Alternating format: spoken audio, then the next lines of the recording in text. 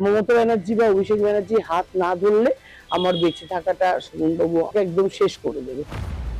উনি প্রত্যেক দিন তখন পণ্যশ্রী থানায় রোজ একটা করে আমার নামে কেস করছে। দল কিন্তু পার্থ চ্যাটার্জিকে বলেননি এসএসসি নিয়োগ কাণ্ডে আপনি পয়সা নিয়ে চাকরি দিন। ইন্দ্রনীল খান নাম আমি আগে শুনিনি। শোভনদাকে টিকিট দেয়নি বলে আমার নৈতিক জয় এটা নয়, কারণ আগেই আমাকে টিকিট দিয়ে দিয়েছে 21 সালের বেহালা পূর্বে। রাজনৈতিক লড়াইটা না আমার কাছে প্রথম দিকে একটু কঠিন ছিল।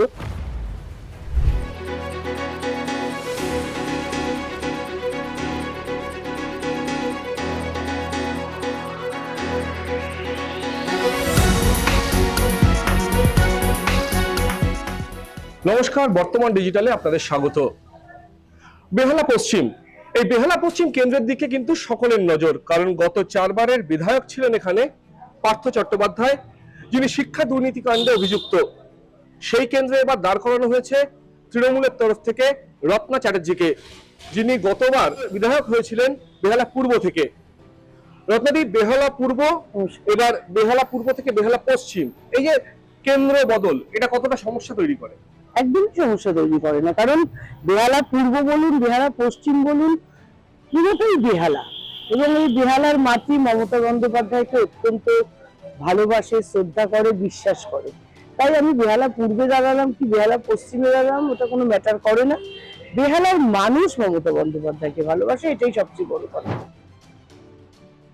2021-এ যখন বেহালা পূর্বে দাঁড়িয়েছিলেন, সেই জায়গাটা ছেড়ে গেছিলেন শোভন চট্টোপাধ্যায়। এবার বেহালা পশ্চিমে পার্থ চট্টোপাধ্যায়ের জায়গায় এসেছেন। আপনি কি পার্টির বেস্ট রিপ্লেসমেন্ট ক্যান্ডিডেট? এবং সেটা বলবো না, সেটা বলতে পারবো না, তবে দল যে ভরসা করছে যে নতুন ভাবে আমাকে একটা জায়গায় যেখানে বিধায়ক ছেড়ে যাচ্ছে সেই জায়গাতে আমাকে নিয়ে আসছে, মানে পার্টি ভরসা করছে যে একে দাঁড় করালে সেই জায়গাটা উদ্ধার করা যাবে। এটাই আমার কাছে অনেক আশীর্বাদ বলে আমি মনে করি, এটা আমার কাছে অনেক গর্বের কথা। বেহালা পশ্চিমের আগের বিধায়ক ছিলেন পার্থ চট্টোপাধ্যায়, যিনি দলের মহাসচিবও ছিলেন, কিন্তু আজকে শিক্ষা দুর্নীতি মামলায় অভিযুক্ত, দলে সেভাবে কোনো ক্ষমতায়ও নেই। এই যে বেহালা পশ্চিম গত কয়েক বছর ধরে বিধায়কহীন ছিল, এই জায়গাটায় দাঁড়িয়ে সেই পুরনো ভাবমূর্তির পুনঃপ্রতিষ্ঠা করা কি কতটা সম্ভব হচ্ছে আপনার পক্ষে? দেখুন, যেটা হলো যে ভাবমূর্তিটা কিন্তু আমার নষ্ট হয়নি যে আমাকে পুনঃপ্রতিষ্ঠা করতে হচ্ছে, দলের ভাবমূর্তি। সেটাই বলছি যে এবার পার্থদা যেহেতু দলের ছিলেন এবং দুর্নীতির সঙ্গে যুক্ত হয়েছিলেন, তাই জন্য অনেক মানুষই বলতে পারে যে দলের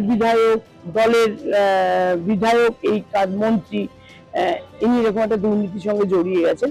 কিন্তু আমি মনে করি কি জানেন তো, যে দলের এর মধ্যে কোনো দায়বদ্ধতা নেই, কারণ দল কিন্তু পার্থ চ্যাটার্জিকে বলেননি এসএসসি নিয়োগ কাণ্ডে আপনি পয়সা নিয়ে চাকরি দিন বা আপনি এইভাবে কোনো দুর্নীতির সঙ্গে জড়িয়ে যান।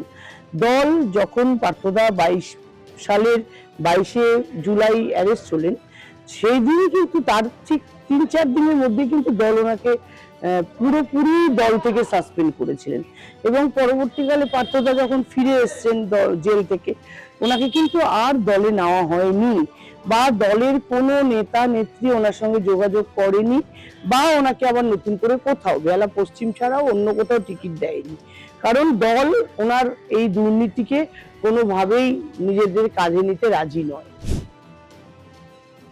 বেহালা পশ্চিমের মানুষের মধ্যে তো একটা ক্ষোভ তৈরি হয়েছিল, তো এই প্রচারে বেরিয়ে সেই ক্ষোভটাকে প্রশমন করতে কতটা পরিশ্রম করতে হবে? না, দেখুন, আমি একটা কথা বলছি, আমি প্রচারে বেরোনোর পরেও কোনো একজন মানুষও কিন্তু আমাকে একবারের জন্য পার্থদার দুর্নীতি নিয়ে এখনো পর্যন্ত প্রশ্ন করেনি।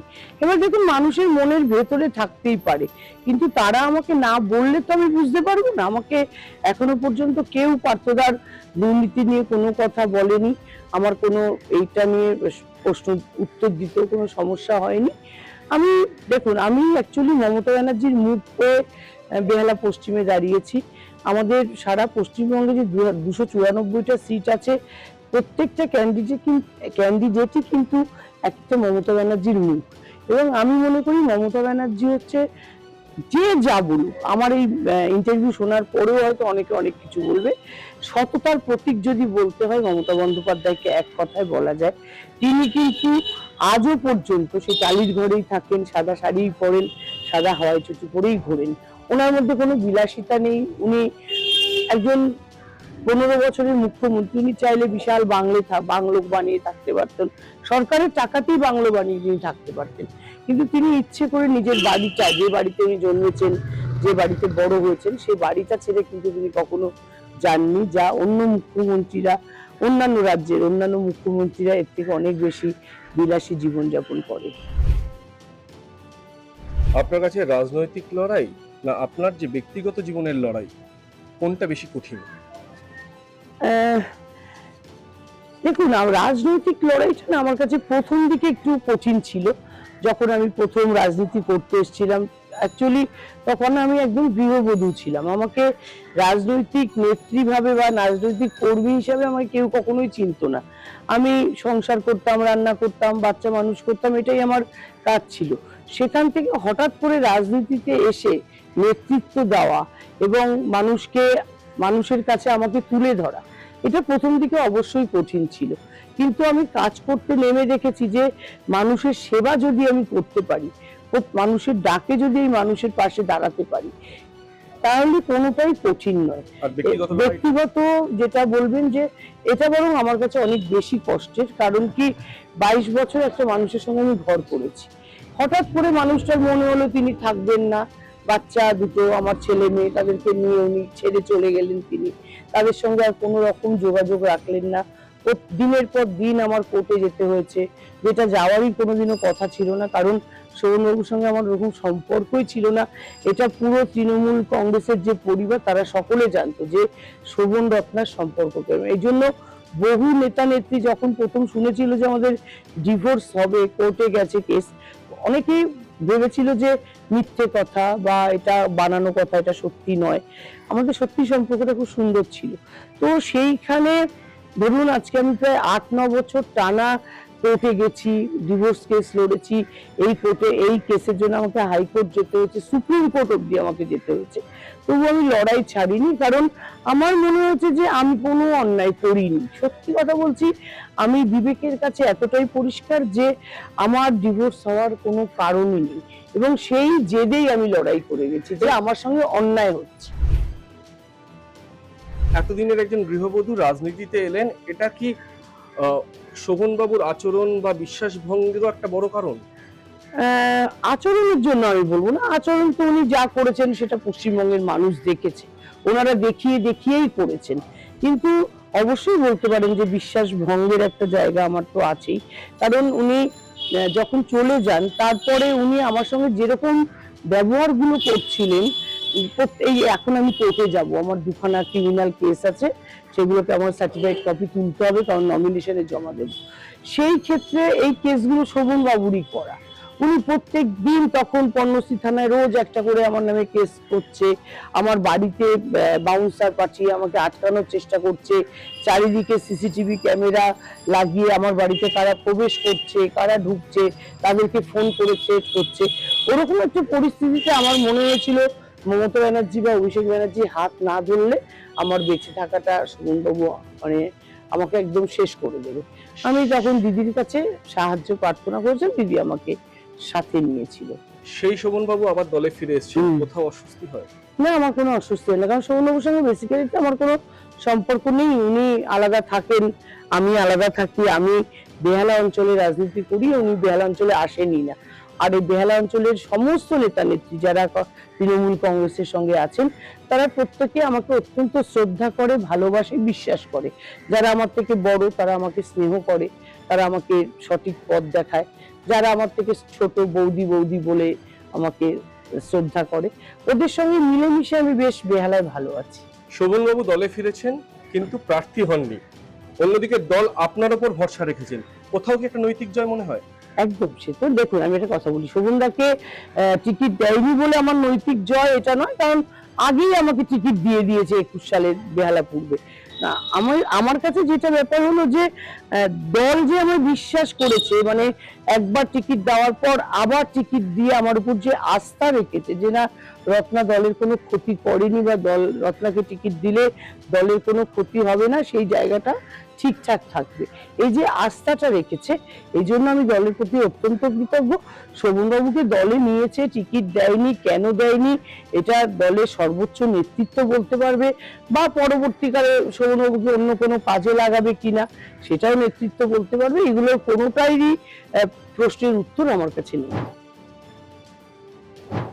গত বছর এই কেন্দ্রে তৃণমূল পেয়েছিল প্রায় 49% ভোট, বিজেপি 27%, সিপিআইএম 20%। এইবারও কি এই লিডটা ধরে রাখতে পারবেন বলে মনে হয়? আশা করছি, কারণ বেহালা পূর্বে আমি থাকাকালীন আমি বেহালা পূর্বে যা কাজ করেছি, আমরা এমএলএ ফান্ড থেকে যা টাকা পাই, আমি পুরোটাই ওখানে যা উন্নয়নের যেরকম ভাবে লাগানো সমস্তটা লাগিয়েছি। আমি এমন কোনো কাজই করিনি যে কোনোদিনও পেপারে উঠেছে বা মিডিয়াতে দেখিয়েছে যে রত্না চ্যাটার্জি বেহালা পূর্বে এরকম কিছু কাজ হয়েছে, বা বেহালা পূর্বে প্রচুর গন্ডগোল হচ্ছে, বেহালা পূর্ব অশান্ত, এরকম কোনো ঘটনাই ঘটেনি। তাই বেহালা পশ্চিমে আসার পর মানুষ আরো বিশ্বাস করছে, কারণ পার্থদা ছিল কিন্তু নাকতলার লোক, তিনি এসেছিলেন বেহালা পশ্চিমে, আর আমি বেহালা পশ্চিমের ঘরের মানুষ, আমাকে পেতে মানুষের আরো অনেক বেশি সুবিধে হবে, এবং মানুষ আমাকে বিশ্বাস করে যে আমি তাদের ছেড়ে যাব না। বিরোধীদের নিয়ে কি বলবেন? বিরোধীদের নিয়ে বলবো যে দেখুন, সিপিএম খানের মতন হেভিওয়েট নেতা আপনার বিরুদ্ধে দাঁড়িয়েছে বিজেপির তরফ থেকে। বলছি, প্রথম কথা হলো সিপিএম কে আমি তো কোনো নাম্বারই দিই না, কারণ ওরা শূন্য অলরেডি বিধানসভায়, এখন মহাশূন্যে যাওয়ার পথে ওরা। দ্বিতীয়ত ইন্দ্রনীল খান নাম আমি আগে শুনিনি, হেভি ওয়েট নেতা কোথা থেকে হলো আমি বুঝতেই পারিনি। আমি তো যখন শুনলাম যে বিজেপির ইন্দ্রনীল খা দাঁড়িয়েছে, আমি তখন তার সম্বন্ধে জিজ্ঞাসা করলাম তিনি কে, তখন বললো অঙ্কোলজিস্ট, মানে কোনো একটা হসপিটালের সঙ্গে যুক্ত আছে। আমি ইন্দ্রনীল খা সম্বন্ধে এটুকুই জানি। আর এখানে যদি অমিত শাহও দাঁড়াতো, বা এখানে যদি ওদের কোনো আরো শুভেন্দুও দাঁড়াতো, ভোটটা তো মানুষ তৃণমূলকে, মমতা বন্দ্যোপাধ্যায়কেই দেবে। কে হেভি ওয়েট তার উপর ভোট নির্ভর করবে না, হেভি ওয়েট একজনই, তিনি হচ্ছেন মমতা বন্দ্যোপাধ্যায়, এবং তার মুখ দেখে মানুষ ভোট দেবে, তার উন্নয়ন দেখে মানুষ ভোট দেবে। আজকে সারা পশ্চিমবঙ্গে যে 100খানা প্রকল্প চলছে, প্রত্যেকটা মানুষের ভালোর জন্য, তাদের সুবিধা করার জন্য, কৃষকদের কত রকম সুবিধা দিয়েছে, কৃষক বন্ধু দিয়েছে, কৃষকদের মানে লাইফ ইন্স্যুরেন্সের মতো যে ইন্স্যুরেন্স, মানে বাংলায় কি বলে বলুন, মানে কৃষক বীমা, কৃষক বীমা দিয়েছে। তো যাদের ঝড় জল বৃষ্টিতে ফসল নষ্ট হলে তারা বীমায় টাকাটা পেয়ে যায়, তাদের ধানের চারা কেনার জন্য, বীজ কেনার জন্য, শস্য রোপণের জন্য পয়সা দেওয়া হচ্ছে, তাতে জল দেওয়ার জন্য আলাদা করে পয়সা দেওয়া হচ্ছে। আজকে বাংলায় একটা কৃষক আত্মহত্যা করে না, যেটা অন্যান্য রাজ্যে হয়। তো যেখানে পশ্চিমবঙ্গের মানুষ ভালো আছে, দেখুন বিরোধীরা অনেক কিছু বলবে, কিন্তু 4 মে রেজাল্ট যখন বেরোবে, আপনারা দেখবেন বাংলার মানুষ আবার মমতা ব্যানার্জিকেই ভরসা করেছে। রাজনীতিতে পরিবারতন্ত্র নিয়ে প্রচুর কথা হয়, কিন্তু আপনার ক্ষেত্রে দেখা যাচ্ছে আপনার মা বিধায়ক ছিলেন, আপনার বাবা বিধায়ক ছিলেন, কাউন্সিলর ছিলেন, আপনি নিজে বিধায়ক এবং কাউন্সিলর, এবং এবার আপনার ভাইও দাঁড়িয়েছেন। তো পরিবারতন্ত্রটা আপনার মধ্যেও তো আসছে। দেখুন, আমি একটা কথা বলি, অবশ্যই পরিবারতন্ত্র বলতে পারেন, কিন্তু আমাদের কেউই না, মানে আমরা কিছু করিনি, হঠাৎ করে এসে দাঁড় করিয়ে দিয়েছে এরকম ব্যাপার নেই। আমার বাবা মানে 67-68 সাল থেকে রাজনীতি করতেন। যখন আমার বাবা মহেশতলায় কংগ্রেস রাজনীতি করত, সেই সময় মানুষ সিপিএম এবং নকশালদের ভয়ে কংগ্রেস করতে ভয় পেত, তারা দাঁড়াতো না। বাবা একা কিন্তু ওদের সঙ্গে লড়াই করে দাঁড়িয়েছে, আমার বাবার অ্যাকসেপ্টেন্স হয়েছে। আমার বাবার সঙ্গে রাজনীতি করতে করতে যখন বাবার সিটটা মহিলা হয়ে গেল, আমার মাকে দাঁড় করিয়েছে। এবং আমাদের পরিবারটা, মানে মহেশতলে আমাদের যে পরিবার, সেটা কংগ্রেসি পরিবার হিসাবে অত্যন্ত মানে শক্তিশালী একটা পরিবার। এবং তার পরবর্তীকালে মা মারা যাওয়ার পর বাবাকে এমএলএ বানানো হলো, কারণ মমতাদি জানতেন যে দুলাল দাস মহেশতলাকে ঠিক করে ধরে রাখতে পারবে কস্তুরী দাসের পরে। এবার দেখুন, একজন পরিবারতন্ত্র করবো না বলে আরেকজনকে এনে দাঁড় করিয়ে দিলাম, সেটা হয় না, কারণ যে পারবে দল সামলাতে তাকেই দল টিকিট এবং যে দেবে, এলাকাটা বোঝে। এবার আমার বাবা সেটাও খুব সাফল্যের সঙ্গে চালিয়েছে। আমার বাবা এ করেনি, কি এবার বলেই গিয়েছিল পার্টিকে যে আমাকে টিকিট দেবেন না, আমার 80 বছর বয়স হয়ে গেছে, আমি ছেড়ে দিচ্ছি। সেই ক্ষেত্রে আমার ভাই ওখানেও বহুদিন ধরে প্রায় 15 সাল থেকে টানা রাজনীতি করছে তৃণমূল কংগ্রেস। ও এলাকার মানুষের সঙ্গে খুব ভালো জনসংযোগ করে এবং ওর উপরে অভিষেক একটা অঞ্চলের দায়িত্বও দিয়ে রেখেছিল যে এই অঞ্চলটা তুমি দেখে রাখবে, এবং আমার ভাই খুব সুদৃঢ়ভাবে সেটাকে সামলেছে। মানুষ জানে সুভাষিস দাসকে, মানুষ চেনে, ওখানকার মহেশতলার মানুষকে সুভাষিস দাস কে চেনাতে হবে না, দুলাল দাসের ছেলে বলতে হবে না, সুভাষিস দাসকে আলাদা ভাবেই মানুষ চেনে। এবার পারিবারিক তন্ত্র বলছেন আপনারা, পারিবারিক তন্ত্র ওরকম ভাবে হয় না যে দুলাল দাসের ছেলে বলেই সে দাঁড়াবে, দুলাল দাসের মেয়ে বলেই সে দাঁড়াবে। আমাদের কাজ করতে হয়েছে, আলাদা করে রাজনৈতিক পরিচয় নিজস্ব আছে, তৈরি করতে হয়েছে আমাদের, তারপরে আমরা টিকিট পেয়েছি। দ্বিতীয়ত এখানে বলুন, এখানে আমি শোভনবাবু স্ত্রী ছিলাম, আমি সংসার করতাম, বাচ্চা সামলাতাম, আমি মন দিয়ে সংসারটা করতাম। সেখানে শোভনবাবু নিজে ছেড়ে চলে গেল। এবারে মানুষ শোভন চ্যাটার্জির উপর যারা ভরসা করত, তাদের মনে হলো যে শোভনদা আমাদের ছেড়ে চলে গেল, বৌদি আমাদের সামলাতে পারে। তারা আমার কাছে এসে আবেদন করলো। সেই সময় আমফান এলো, করোনা এলো, আমি সারা দিন রাত রাস্তায় থেকে কাজ করেছি, সারা দিন রাত। আমি আমফানে আমার এলাকা এত বিধ্বস্ত হয়েছিল, 4 জন ইলেকট্রিক শকে মারা গেছিল আমার ওয়ার্ডে। এবারে এলাকার সমস্ত পুরনো বড় বড় বট গাছ ভেঙে গেছিল। আমি সকাল 7টায় বেরোতাম, ভোর 4টে-5টায় ঘরে এসে শুতাম। সেই গাছ কাটানো, ইলেকট্রিক এনে দেওয়া, করোনার সময় প্রত্যেকটা মানুষের রেশনের ব্যবস্থা করা, রান্না করে খাবার দেওয়া, এই যে মানুষ দেখেছে, মানুষ এমনি আমাকে চেয়েছে, মানে ওই আমি শোভন চ্যাটার্জির বউ বলে আমাকে দাঁড় করিয়ে দেওয়া এরকম ব্যাপার নেই। আমি কাজ করেছি মানুষের জন্য, তারপরে দল আমায় টিকিট দিয়েছে। বেহালা পশ্চিমে একদিকে শোভন চ্যাটার্জির ছায়া, একদিকে পার্থ চ্যাটার্জির ছায়া, দুজনের ছায়াকে টপকে রত্না চ্যাটার্জি নিজের জয়ের ব্যাপারে কতটা নিশ্চিত? 1000%, 100%-এর বেশি, 1000% জিতবই। কারণ আমি জানি যে আমার মাথার উপর যে মুখটা আছে সেটা মমতা ব্যানার্জির মুখ, আমার মাথার উপর যে সিম্বলটা আছে জোড়া ফুল চিহ্ন, এগুলো সমস্তটাই মানুষকে বিশ্বাস দিয়েছে। মমতাদি মানুষকে উন্নয়ন দিয়েছে। মমতাদি কিন্তু 15 বছর কোনো কিচ্ছু করেনি, যেটা 34 বছর বাম সরকার কিচ্ছু না করে মানুষকে ভোট চাইতে যেত এবং মানুষ এমনি ভোট দিয়ে দিত, কোনো কিচ্ছু চাইতো না। কিন্তু মমতাদিকে ক্ষমতায় আনার পর মমতাদি কিন্তু মানুষের জন্য করেছে, ভেবেছে। দেখুন, আপনারা সাংবাদিক, আপনারা সারা পশ্চিমবঙ্গ ঘোরেন, আপনারা নিজেরাই বলতে পারবেন যে পশ্চিমবঙ্গের যে উন্নয়ন আজকে হয়েছে বাম জামানায় সেটা ছিল কিনা। আপনি নিজের বিবেককে জিজ্ঞাসা করুন, মানুষকে বলছি আপনারা বিবেককে জিজ্ঞাসা করুন। আজকে উত্তর পাবেন, গ্রামে যান, ঢালাই রাস্তা, প্রত্যেক বাড়িতে জলের লাইন, প্রত্যেকটা এলাকায় ভেপার লাইট দিয়ে দিয়েছে। গ্রামের মানুষ আজকে খুব আনন্দে আছে। শহরের মানুষ আমরা তো আনন্দে থাকি, আনন্দে আছি, ভালো আছি, কিন্তু গ্রামের মানুষও আজ ভালো আছে। তো মানুষ মমতা বন্দ্যোপাধ্যায়ের উন্নয়নকেই সামনে দেখছে, আর কিছু না। অর্থাৎ বেহালা পশ্চিমের নতুন ক্যান্ডিডেট রত্না চট্টোপাধ্যায় উন্নয়নকে হাতিয়ার করেই এই কেন্দ্রে বাজিমাত করতে বদ্ধপরিকর। দেখতে থাকুন বর্তমান ডিজিটাল।